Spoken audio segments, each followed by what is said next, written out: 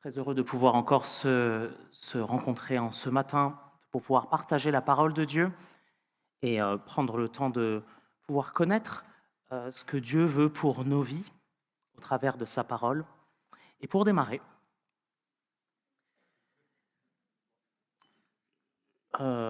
certains ont reconnu qui c'était. Pour les plus jeunes, on s'en parle juste après.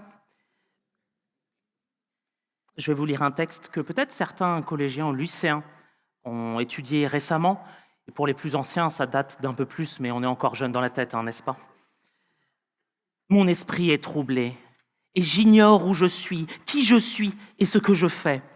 Hélas, mon pauvre argent, mon cher ami, on m'a privé de toi. Et puisque tu m'es enlevé, j'ai perdu mon support, ma consolation, ma joie. Tout est fini pour moi. Et je n'ai plus que faire au monde. Sans toi, il m'est impossible de vivre. C'en est fait. Je n'en puis plus. Je me meurs. Je suis mort. Je suis enterré. N'y a-t-il personne qui veuille me ressusciter en me rendant mon cher argent ou en m'apprenant qui l'a pris? Fin de citation. Il s'agit en fait d'une partie du monologue d'Harpagon. Harpagon qui est mis en scène dans la pièce de théâtre de Molière, L'Avare, et mettant en scène justement un bourgeois très avare qui n'a Dieu que pour son argent. Et ce monologue arrive juste au moment où on vient de lui voler son coffre, son précieux coffre. Et je trouve ça risible. Moi, ça m'a fait beaucoup rire, et l'interprétation que Louis de Funès a pu en faire, le film date, me fait beaucoup rire, l'interprétation, l'exagération, parce qu'en vrai, personne ne se comporte comme ça avec son argent. Personne n'est capable de dire qu'on se meurt si on n'a plus d'argent, on nous vole tout. Le monde ne s'effondre pas si on n'avait plus d'argent, n'est-ce pas? Vous en êtes bien sûr? On va se tourner vers la Bible et on poursuit notre étude du livre de Malachie. Et c'était un prophète en Israël après l'exil. Et on est à peu près au niveau du 5e siècle avant Jésus-Christ. Et ce livre est structuré en 6 débats où le peuple va reprocher des choses à Dieu et Dieu lui répond. Après avoir posé comme base, dans le premier débat, que Dieu manifeste son grand amour par l'élection, il va mettre en avant que le peuple le déshonore complètement. Il a du mépris pour lui. Les sacrificateurs méprisent Dieu, fait tomber le peuple dans le péché, au point qu'ils déshonorent l'alliance avec Dieu, qui répudient leurs femmes pour en prendre d'autres et aller servir d'autres dieux. Et plus loin, ils reprochent à Dieu d'être injuste avec eux. Nous arrivons à notre 5e débat aujourd'hui. Le peuple assure qu'il se trouve dans les voies de Dieu et que c'est Dieu qui l'accable, qui le laisse dans la pauvreté et dans la misère. Mais Dieu va leur répondre qu'il ne respecte pas son alliance. Et il va prendre un élément particulier pour en parler. Et il va parler de leur avarice, de leur égoïsme et du non-respect de l'alliance. Nous verrons que Dieu veut que nous demeurions entièrement dans son alliance, y compris dans le domaine de nos finances. Et il veut que nous demeurions ainsi pour notre bien et pour sa gloire. Je vous propose de faire la lecture dans le livre de Malachie, au chapitre 3, du verset 6 au verset 12. Malachie 3, versets 6 à 12. Je fais la lecture. Je suis l'Éternel, je ne change pas. Et vous, descendants de Jacob, vous n'avez pas été détruits. Dès l'époque de vos ancêtres, vous vous êtes écartés de mes prescriptions, vous ne les avez pas respectées. Revenez à moi, et je reviendrai à vous, dit l'Éternel, le Maître de l'univers. Et vous dites, en quoi devons-nous revenir? Un homme peut-il tromper Dieu? En effet, vous me trompez. Et vous dites, en quoi t'avons-nous trompé? Dans les dîmes et les offrandes. Vous êtes frappés par la malédiction, et vous me trompez, la nation tout entière. Apportez toutes les dîmes à la maison du trésor, afin qu'il y ait de la nourriture dans ma maison. Mettez-moi ainsi à l'épreuve, dit l'Éternel, le Maître de l'univers, et vous verrez si je n'ouvre pas pour vous les fenêtres du ciel, si je ne déverse pas sur vous la bénédiction en abondance. Pour vous, je menacerai l'insecte vorace, afin qu'il ne détruise pas les produits du sol, et que la vigne ne soit pas stérile dans vos campagnes, dit l'Éternel, le Maître de l'univers. Toutes les nations vous déclareront heureux, car vous serez un pays de délices, dit l'Éternel, le Maître de l'univers. Fin de la lecture biblique. Nous prions. Éternel notre Dieu, nous te bénissons, nous te remercions pour ta parole. Nous te remercions parce que nous pouvons la lire, nous pouvons encore en tirer les vérités que tu veux nous transmettre. Oui, parle-nous, transforme-nous par ta parole. Que ton esprit soit à l'œuvre encore en ce matin, dans nos cœurs, dans le mien. Tu puisses nous faire grâce de comprendre ce que tu veux pour nos vies, de nous diriger pour ta seule gloire. Amen.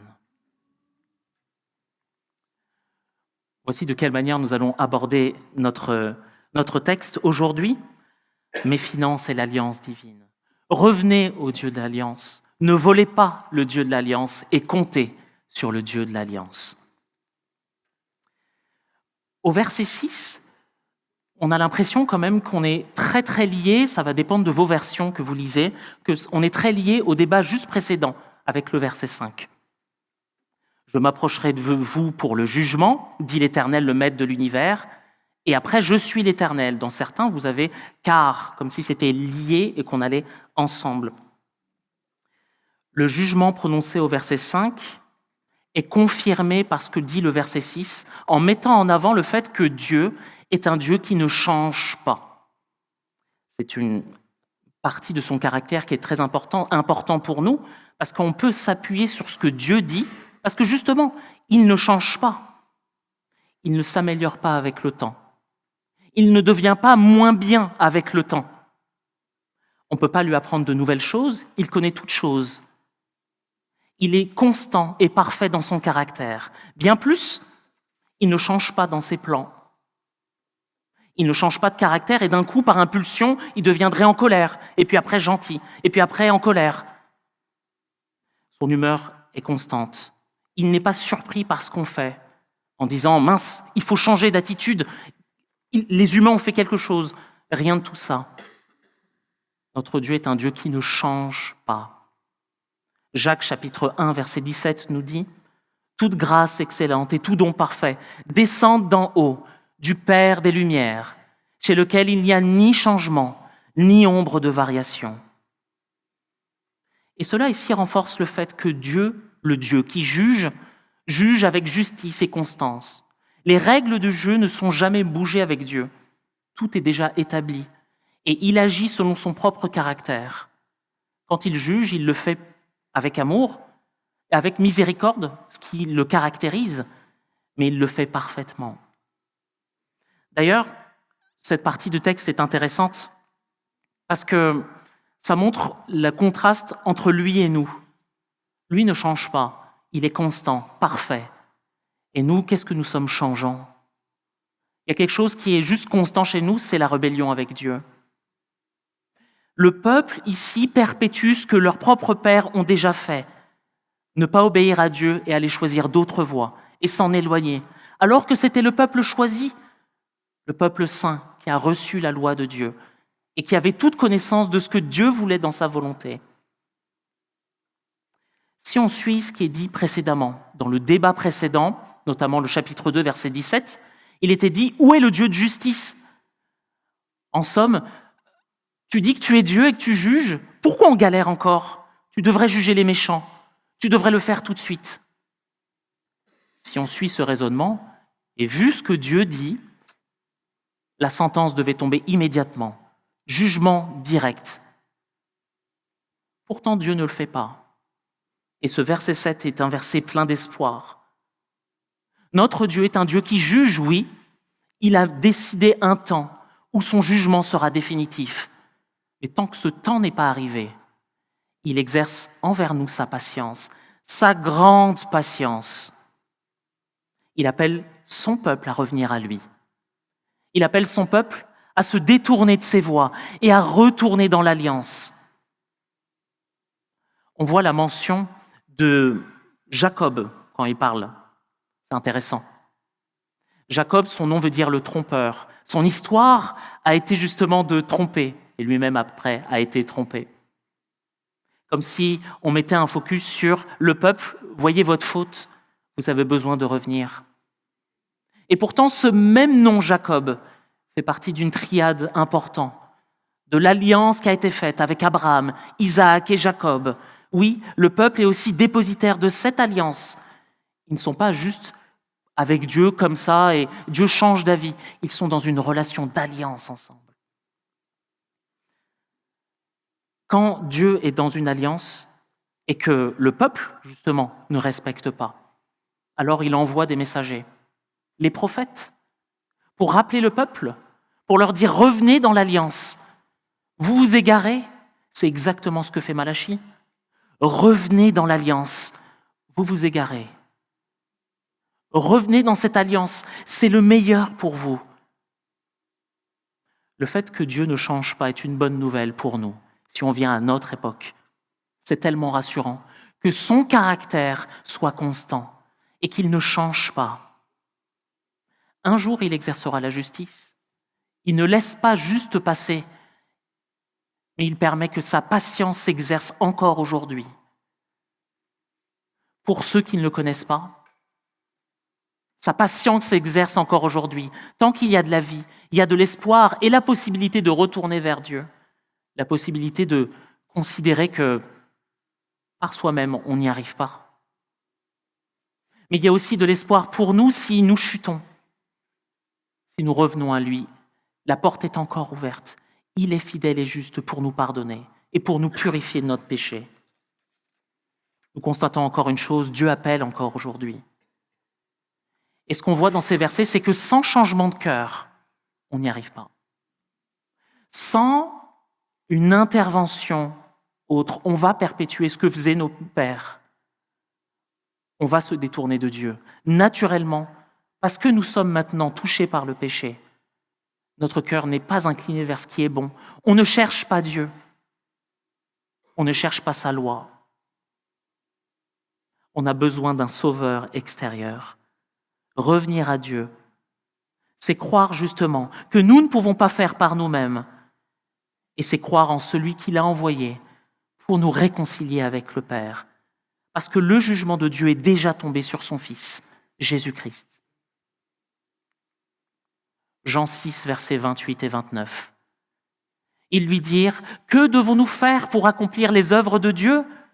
Jésus leur répondit « L'œuvre de Dieu, c'est que vous mettiez votre foi en celui qui l'a lui-même envoyé. » Mettre votre foi, pas simplement croire intellectuellement ou juste être plutôt OK avec le fait que ça soit vrai, mais c'est faire dépendre sa vie de ce Sauveur. Le peuple renie Dieu. Et au verset 7, il va dire, mais en quoi on a besoin de revenir ? Nous, ça va. Alors Dieu va prendre l'exemple éloquent de leurs propres finances, des propres dons, qu'ils ne font justement pas. Et ce sera notre deuxième partie, ne volez pas le Dieu de l'Alliance. Ça vous choque pas, vous ? Ne volez pas Dieu. Moi, personnellement, c'était un peu bizarre comme phrase. Vous me trompez dans ce qu'on a lu. Vous avez d'autres versions où vous volez Dieu.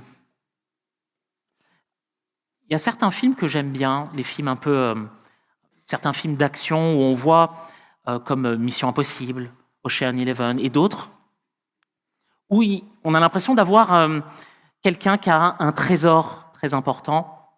Et il y a une forteresse imprenable, des caméras partout, des alarmes, des senseurs. Et on voit une équipe qui se forme, réfléchit et cherche à faire diversion, faire des plans complètement fous.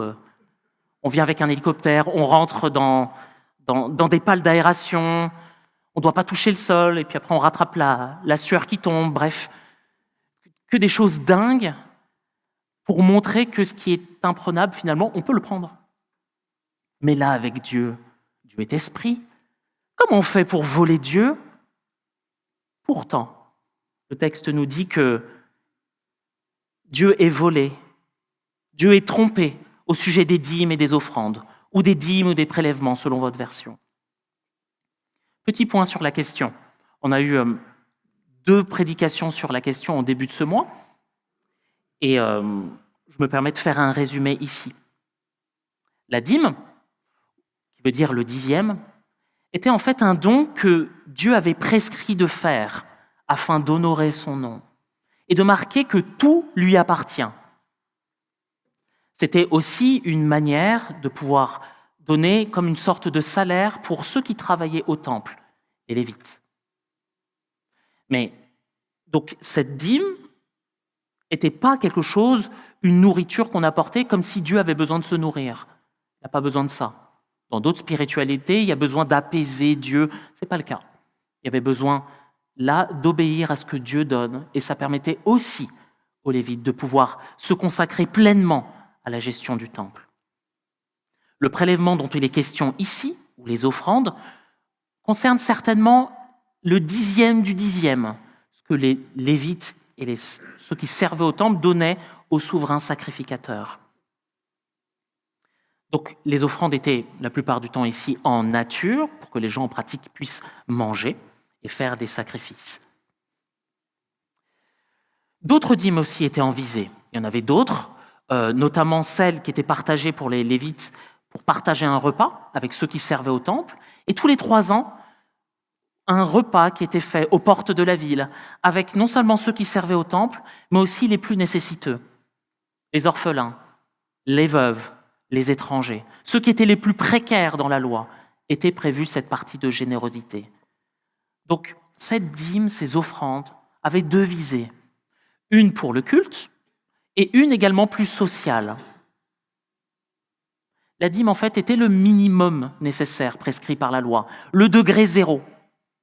Et même ça, le peuple ne le donnait pas, le retenait. Ne pas subvenir aux besoins du temple, peut-être parce qu'ils étaient trop pauvres, peut-être parce qu'ils voulaient garder des choses pour eux. Le début de Malachie montre qu'ils gardaient un peu des bêtes qui étaient bien et offraient à Dieu des bêtes un peu malades, parce que de toute façon, ça va mourir. Pourquoi offrir ce qui est le meilleur pour Dieu? Eh bien, Dieu définit ça comme du vol. Et le peuple montre son avarice, montre le fait qu'ils veulent tout garder pour lui, s'en sortir pour lui, et ne pas dépendre de Dieu, mais tout dépendre de leurs propres biens, leurs propres ressources, leur propre argent. Résultat, verset 9, la malédiction. Littéralement, ils sont maudits de malédiction. C'est dur. Pourquoi Dieu est-il si dur avec son peuple? Comme on l'a dit juste avant, ils sont dans une relation d'alliance. Et dans les relations d'alliance, à l'époque, il y avait toujours une partie, après avoir donné les lois, toujours une partie avec les bénédictions. Si tu respectes, alors se passera ça. Mais si tu ne respectes pas, voici ce qui va se passer. Les bénédictions et les malédictions. Nous avons la même chose dans la Bible. Un des exemples importants, c'est dans le chapitre 28 du Deutéronome. Et dans Deutéronome 28, les 14 premiers versets concernent les bénédictions. Les 54 prochains, les malédictions. C'est dur si tu ne respectes pas. Et le peuple a choisi. Le peuple a choisi de sortir de l'alliance divine. Résultat, le ciel est fermé, pas de production, pas de récolte, ou des récoltes mais malades. Deutéronome 28, versets 23 et 24 nous dit « Le ciel au-dessus de ta tête sera de bronze, et la terre sous tes pieds sera de fer. En guise de pluie, l'Éternel enverra à ton pays du sable et de la poussière, et il en descendra du ciel sur toi jusqu'à ce que tu sois détruit. » Waouh! On fait pousser pas grand-chose quand il pleut du sable. Si le ciel est d'airain, si la terre est de fer, compliqué de pouvoir subvenir à ses propres besoins. Voilà dans quelle situation le peuple s'était mis. Qu'en est-il pour nous aujourd'hui? La loi nous est donnée, nous dit Romains 15, 4, pour notre instruction. Et nous avons besoin de tirer quelques enseignements de cela. Premièrement, la base de la base. Tout appartient à Dieu. Même ce que vous travaillez dur chaque jour quand vous vous levez, pour ceux qui ont la chance d'avoir un travail, peut-être qu'il y en a certains pour subvenir aux besoins de leur famille, en ont 2, 3, et galèrent pour finir les fins de mois. Mais tout appartient à Dieu. Ce qui veut dire que nous ne sommes pas propriétaires, mais gestionnaires de ce que Dieu nous donne. Et ça change notre perspective par rapport à nos besoins, par rapport à nos ressources. Dieu a donc un droit de regard sur comment on fait les choses, comment on emploie nos ressources, notre temps, mais aussi nos finances, sachant que notre but ultime n'est pas la maison 4 pièces, où il a fait chaud avec une piscine, mais sa gloire. Que sa gloire puisse se manifester dans nos vies et qu'elle soit répandue sur terre. Deuxièmement, si la dîme dépend du système sacrificiel de l'époque, aujourd'hui, on n'apporte pas dans un temple quelconque bête pour qu'elle soit sacrifiée. Dans le Nouveau Testament, elle n'est ni prescrite ni abolie. Donc le principe même de donner est encore valable pour nous aujourd'hui, en tant que chrétiens. Mais si tout est à lui, pourquoi donner ? Dieu a choisi, de par le fonctionnement même de la dîme, mais il a choisi encore pour nous aujourd'hui de passer par nous pour apprendre à dépendre de lui. Que ceux qui ont plus puissent donner, ceux qui ont moins puissent recevoir. Et des fois, ça s'inverse, afin que tous puissent dépendre de Dieu. Parce que oui, les offrandes que nous donnons ne sont pas directement données comme un impôt dans une église. Toute offrande est donnée à Dieu. Il est de la responsabilité des églises locales d'avoir des personnes qui gèrent en trésorerie correctement et qui rendent compte. Mais les offrandes sont données à Dieu parce qu'on cherche à l'honorer lui. On ne cherche pas à se faire bien voir. On ne cherche pas à dire « Dieu, je t'ai donné, donc maintenant, tu es censé me bénir ». On est là plus pour obéir, afin que sa gloire soit manifestée. Parce que oui, dans les motivations pour donner, comme on l'a pu le dire ce matin plus tôt, on parle de l'expansion de l'Évangile. Que la gloire de Dieu puisse être répandue ici localement et plus loin jusqu'aux extrémités de la terre. Le manquement du peuple montrait où était son cœur. Jésus le dira en Matthieu 6, 21. « En effet, là où est ton trésor, là aussi sera ton cœur. » La question, elle est là pour nous. Il est où notre cœur ? Notre propre gestion, nos propres finances, nos budgets, peut être un révélateur pour nous de nos préoccupations les plus profondes. Et il ne faudrait pas croire que Dieu est aveugle sur notre propre situation. Il ne change pas. Lui qui a créé les cieux et la terre. Mais il ne nous délaisse pas. Il ne nous laisse pas seuls à nous débrouiller pour pouvoir obéir à sa propre voix. Mais il est là, il nous accompagne. Vous pourriez me dire, c'est bien beau ce que tu dis, mais en pratique, quand ici on règle une facture d'électricité, est-ce que c'est vraiment comme ça qu'on proclame l'Évangile, que la gloire de Dieu se répand ? Je me suis posé cette question, je me suis dit que peut-être d'autres pouvaient se la poser. On peut avoir un avis sur la manière dont l'argent puisse être affecté pour le fonctionnement d'une église locale. Déjà, premièrement, si ça vous touche énormément, et je peux le comprendre, on peut se poser cette question, soyez membre.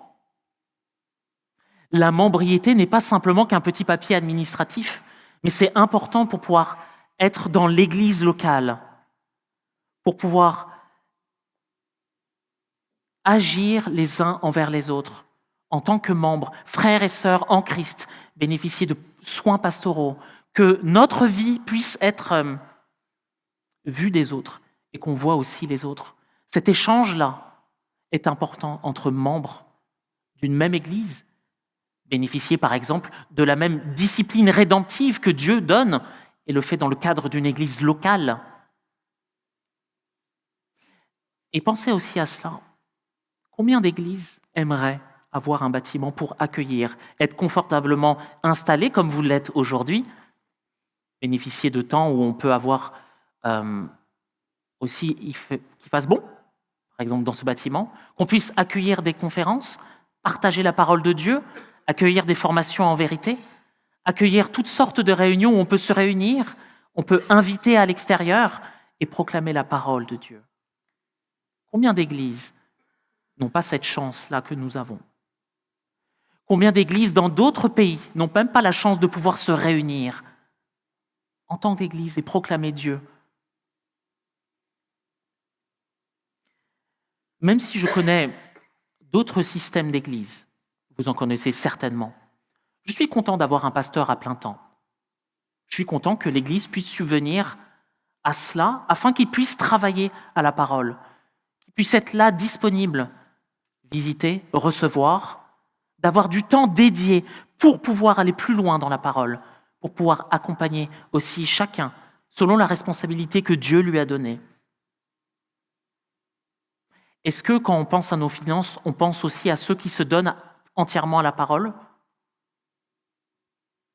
Est-ce que vous savez si votre pasteur, les missionnaires qu'on soutient, ont un souci financier quelconque qui les empêche de pouvoir pleinement se concentrer là-dessus? Mon but n'est pas de vous jeter sur notre pasteur juste après pour lui demander, mais plutôt pour qu'on puisse y réfléchir sérieusement sur les ressources que Dieu nous donne et la manière dont ça peut réagir sur d'autres, afin que tous, on puisse nous se tourner vers Dieu et dire « Par ta grâce, tu as pris soin de nous. Par ta grâce, tu m'as donné pour que je puisse partager. » Et c'est une question de cœur, les amis. C'est pas forcément une question. J'ai toujours été marqué par des personnes qui pouvaient avoir moins de ressources que moi et qui me donnent et qui partagent avec moi, alors que je le sais, c'est plus difficile pour eux. Pourtant, la libéralité, la générosité ne se mesurent pas sur ce qu'on a dans notre compte en banque, mais de la manière dont Dieu a pu transformer nos vies. Est-ce que vous savez si le missionnaire qu'on soutient, si Joël et Camille, si ils ont ce qu'il faut pour annoncer la parole de Dieu? S'ils peuvent se concentrer à aider les plus pauvres? On va bientôt accueillir un stagiaire pastoral. Quelle grâce! Est-ce que vous savez si dans sa tête il dit « Oh là là, on va prendre la voie de pasteur, donc c'est la voie de la précarité. C'est la voie de « on va y aller par la grâce et on verra bien ». Où il peut aborder sereinement le fait de pouvoir prendre un ministère, réfléchir à un ministère à plein temps, en sachant que l'Église va soutenir, que Dieu va faire grâce au travers de l'Église locale. Il nous faut réfléchir sur ces principes. Le don n'est pas une option, on n'est pas là pour rendre quelque chose à Dieu, mais pour lui dire « tout ce que tu nous donnes est grâce ». Sous la loi, il donnait 10%, le minimum possible. Et non, sous la loi, il donnait le 10%, voire plus, il y avait d'autres manières également de donner. Quelle priorité pour nous dans ce qu'on a en termes de ressources? Enfin, usons de principe de proportionnalité. Usons de ce principe parce qu'il serait fou de penser qu'il faut absolument tout donner alors que des fois le reste à vivre, on l'a pas trop. Certains ont un peu plus. Et Dieu compte aussi sur ceux qui ont plus pour équilibrer sur ceux qui ont moins. Le but, c'est notre cœur. Parce que sinon notre offrande déplaît à Dieu. Si on vient vers lui et qu'on le fait avec contrainte et qu'il n'y a aucune joie à donner, notre offrande ne déplaît à Dieu. Notre but dans tout ça, c'est que notre cœur soit attaché à lui et que nous puissions dépendre tout entier de lui. Dans ce texte, Dieu demande que tout le peuple revienne dans son alliance. Et Dieu promet d'intervenir. S'ils reviennent dans l'alliance, ce sera notre troisième point. Dieu exige que son peuple le mette à l'épreuve. Il exige ça. Et c'est quand même assez étonnant Parce que d'habitude, c'est Dieu qui éprouve, pour voir les motivations du cœur, pour savoir si ceux qui se disent appartenir à Dieu le sont vraiment. Et là, c'est un cas particulier.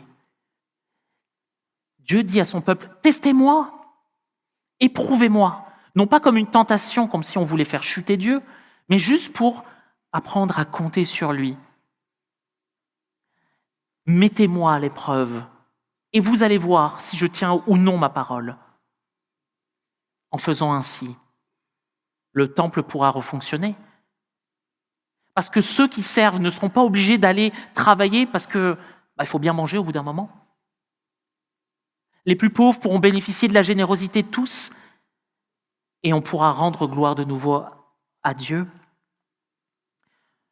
Dieu appelle son peuple à regarder aux promesses de l'Alliance et à regarder dans le passé.